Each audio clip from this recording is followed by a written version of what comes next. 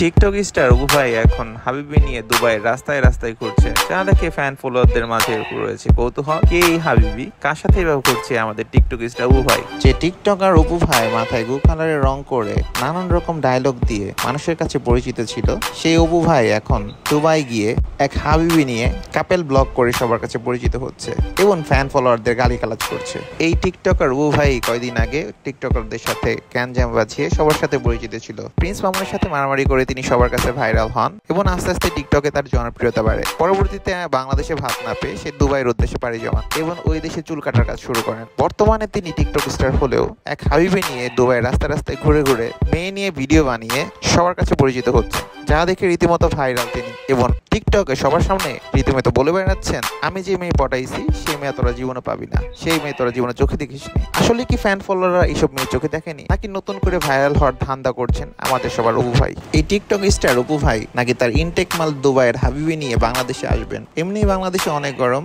নতুন করে দুবাইয়ের হাবিবি নিয়ে বাংলাদেশে আগমন করার পর তার ফ্যান ফলোয়ারদের মধ্যে কি হবে তা তার ফ্যান ফলোয়ারই বলতে পারবে। দুবাই থেকে তার ইনটেক মালের অপেক্ষায় আছে তার ফ্যান ফলোয়ার।